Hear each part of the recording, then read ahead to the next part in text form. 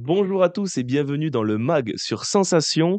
Dans une époque où le numérique et Internet ont pris une place considérable dans nos vies et dans notre quotidien, les intelligences artificielles sont arrivées il y a peu de temps, mais leur puissance et leur capacité impressionnent, mais inquiètent également. C'est le point que fait Daniel Ishbia dans son nouveau livre dédié à ce sujet, Qui es-tu, ChatGPT. Pour en parler, je reçois Daniel Ishbia. Daniel, bonjour. Bonjour. Merci d'être avec nous. Vous êtes journaliste et écrivain. Vous êtes spécialisé dans les jeux vidéo, les nouvelles technologies, la robotique, la musique et aussi les intelligences artificielles. Tout Vous à avez fait. écrit plus de 80 livres, dont certains ont même été des best-sellers, comme Les 4 vies de Steve Jobs Ouais, ou Les chansons des Rolling Stones. Mais en ouais. juin dernier, vous avez sorti un nouvel ouvrage qui Mmh. s'intitule Qui es-tu, ChatGPT aux éditions Eni, où vous faites le point sur cette révolution et vous dévoilez toutes les sortes d'aspects insoupçonnés de cette intelligence artificielle. Dans un premier temps, pouvez-vous nous expliquer qu'est-ce qu'une IA pour les personnes qui ne savent pas? Donc une IA, c'est un programme qui a été entraîné à penser comme nous. Donc comme le ferait un humain. On l'a vu dès 1997 dans le jeu d'échecs, lorsque Kasparov a été battu par un ordinateur d'IBM Deep Blue. On l'a vu en 2016 lorsqu'un champion de Go a été battu par une IA de Google. Donc une IA opère le processus intellectuel, mais comme nous, mais comme elle a la puissance de calcul de son côté, elle finit par nous battre, quoi, sur certains domaines précis. Une IA ne peut pas faire tout ce qu'on peut faire, hein, rassurons les auditeurs. Alors, vous êtes journaliste, mais vous avez aussi une passion pour l'écriture, ce qui vous a encouragé à écrire plusieurs dizaines de livres. Oui, oui. D'où est venue cette envie d'écrire et de partager ses connaissances et à travers des livres? Bah, j'ai eu pas mal de chance. J'ai commencé le journalisme en 86. J'ai eu pas mal de chance de rencontrer très vite des gens qui sont devenus mythiques après. C'est-à-dire que Bill Gates en 86, on ne pouvait pas savoir qu'il allait devenir qui il est aujourd'hui. Et je veux dire, la situation de journaliste technologique que j'avais me faisait rencontrer des gens comme Bill Gates ou Steve Jobs sans savoir que ces gens allaient devenir énormes. Ou dans le jeu vidéo, des gens comme Shigeru Miyamoto, qui est le père de Super Mario, de Zelda. Donc, ils sont devenus des jeux vidéo mythiques. Donc, dès 89, en fait, c'est assez tôt, hein, il y avait en fait des histoires qui circulaient. Vous savez, les débuts d'un domaine, c'est là où c'est le plus extraordinaire. J'imagine les débuts du cinéma, etc. Et par exemple, les débuts du jeu vidéo, j'ai fait un livre dessus. Il y a des anecdotes tellement dingues que l'éditeur m'a dit, c'est pas possible, vous avez inventé. Et pourtant, ça s'est passé. Et pareil, les débuts, en voyant Bill Gates à l'époque, je sais pas, j'ai dû avoir comme une intuition, mais je voulais il fallait un personnage principal, mais l'idée, c'était de raconter beaucoup d'anecdotes de ce domaine qui était un domaine de branque, quoi. C'était les gens qui ont créé les premiers ordinateurs, les Steve Jobs, les Bill Gates, c'était des types vraiment hors du commun, quoi. Alors pour revenir donc sur les intelligences artificielles, on entend beaucoup parler d'elles en ce moment, mais on ne sait pas vraiment d'où elles viennent. Comment elles ont été créées, ces intelligences artificielles? Bah, c'est assez étrange. Dans le livre, il y a une histoire de l'intelligence artificielle.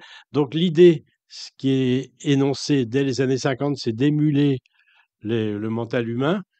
Mais pendant presque 30 ans ou 40 ans, l'intelligence artificielle a été un bide total, il faut le savoir, hein.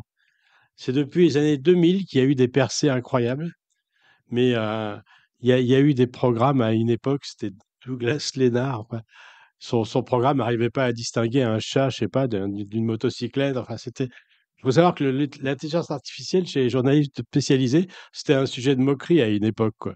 Et donc, et d'un seul coup, il y a eu des percées. Il y a eu plusieurs. Bon, je ne vais pas donner des mots compliqués aux gens à la radio, mais il y a eu plusieurs percées, dont Google. Google a été une société extrêmement moteur à l'intelligence artificielle. Et à partir de là, dès le début des années 2000, on a vu vraiment des intelligences artificielles accomplir des choses stupéfiantes. Il y a eu le jeu télévisé Jeopardy aux États-Unis qui est l'équivalent d'un jeu télévisé. Qu'est-ce qu'on aurait en France? Des jeux, je suis pas très télé, des jeux où on interviewe des gens sur leurs connaissances. Bah, peut-être comme Motus ou des choses comme ça ça, doit être oui. ça, ou RTL, c'est pas un peu ce qu'ils font avec Ruquier, non? Avec poser des questions aux gens? J'en ai Enfin, pas je à sais ma pas, connaissance, mais je saurais pas dire. Mais il y a eu dès 2012 un ordinateur d'IBM qui s'appelle Watson qui a battu le champion de Jeopardy. Enfin, il y a eu comme ça des signes. Après, il y a eu le champion de Go qui a été battu par un ordinateur de Google. Et de plus en plus, on a vu apparaître des choses troublantes. Il y a une boîte dont je parle dans le livre qui s'appelle Palantir. Vous avez vu le film Minority Report avec Tom Cruise? Non, malheureusement non. Alors le thème, c'est d'essayer de prédire un crime avant qu'il ne se produise.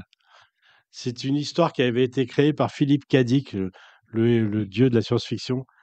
Et, et le livre est d'ailleurs bien meilleur que le film. Les gens qui ont lu le film, qui ont vu le film, je vous conseille de lire le livre. Vous verrez vraiment ce que c'est que de la science-fiction et pas de la science-fiction aseptisée. Mais pour en revenir, donc, Palantir a eu une application qu'ils ont mis en place à Los Angeles pour prédire les crimes avant qu'ils se produisent. Ils ont été obligés de la supprimer. Vous savez pourquoi? Parce que l'intelligence artificielle, à tort ou à raison, indiquait toujours un peu les mêmes populations, les Mexicains, les Blacks, etc. Donc, ils ont dû l'arrêter pour des raisons, comment dire, politiquement correctes. Mais malgré tout, on voit apparaître des... C'est quand même dingue. Je ne sais pas ce que vous en pensez. Il y a des villes du monde où ils utilisent ce genre d'application, hein, parce que ça a été arrêté à Los Angeles, mais je crois qu'à Singapour, ils continuent d'utiliser ce type d'application de prédire un crime avant qu'il ne se produise. C'est dingue. Alors pour revenir un petit peu sur l'ouvrage, vous dévoilez toutes sortes d'aspects insoupçonnés de cette, IA, donc ChatGPT. Ouais. Quels sont ces aspects insoupçonnés? Disons que ChatGPT, la plupart des gens vont lui poser des questions très assez simples ou assez pratiques, mais moi, ce que j'ai découvert, c'est ce que je montre dans le livre, c'est énormément d'aspects insoupçonnés de ChatGPT qui font qu'on peut l'utiliser. On peut l'utiliser pour se challenger. Je vais vous donner des exemples. Mmh, Moi, ça m'est arrivé quand j'étais jeune, une fois, j'étais en Israël et puis il me restait, je sais pas, genre, l'équivalent, je sais pas, de 50 € pour passer 2 jours. Et ben, j'ai posé ce genre de questions à ChatGPT. Je suis à New York, je dois prendre le taxi ce soir, je dois déjeuner, je dois passer une bonne après-midi, je dois prendre le taxi pour l'aéroport, il me reste 50 $.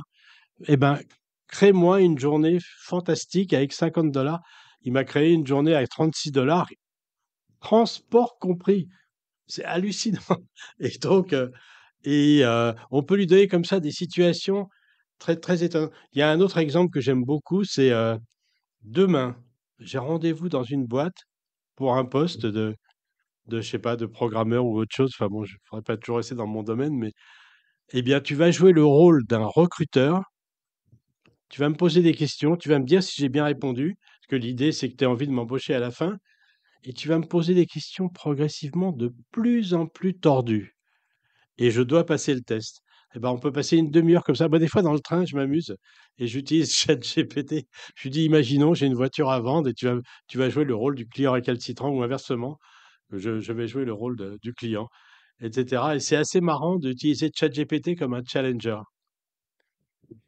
Le développement, des intelligences artificielles re fait peur à certaines personnes et à certaines industries, mais dans le cas inverse, le les industries peuvent l'utiliser à leur avantage et développer, un commerce, un business autour de ça et grâce à ça. Mais, quels sont les risques de développement de ces intelligences Bah, artificielles? disons le risque, et moi je suis vraiment le premier embêté, hein, on en parle dans le livre d'ailleurs à un moment et on suggère une solution, c'est que ChatGPT, quand Internet est arrivé, la dernière grande révolution, ça a été le web. Le web a supprimé des emplois. Au lieu d'acheter vos chemises dans un magasin, vous les achetiez en ligne, par exemple, je sais pas. Mais ça a fait, on pourrait dire, une translation d'emplois. Là, je dois vous avouer que je suis préoccupé parce que je vois peu d'emplois qui vont être créés par l'intelligence artificielle. Je vois cette technologie supprimer des emplois, mais je n'en vois pas créer. Alors, j'ai discuté avec beaucoup de gens autour de ça. On a pas mal d'idées qui sont arrivées. Il est possible que ChatGPT nous fasse réémerger une société de l'artisanat, toutes ces choses que l'homme peut faire bien, de l'artistique, toutes ces choses créatives, mais on va peut-être voir rouvrir énormément de boutiques qui avaient disparu et des boutiques qui vous feront, je sais pas moi, des montres vraiment personnalisées, des choses comme ça. Mais l'idée n'est pas de moi, c'est Bill Gates qui l'a eu. Il va falloir qu'on fasse payer les boîtes d'intelligence artificielle. Il faut faire voter des lois très vite. Si vous perdez votre job à cause d'une boîte d'intelligence artificielle comme OpenAI, le créateur de ChatGPT, cette boîte doit financer votre formation à un job que vous pourrez tenir. Et ça, faut faire voter les lois très vite. Merci beaucoup Daniel Ejbia d'avoir accepté notre invitation sur Sensation. Merci au restaurant Le Sormani de nous avoir accueillis dans ses locaux. Vous pouvez retrouver cette émission en podcast audio et vidéo sur notre site internet et notre application Radio Sensation.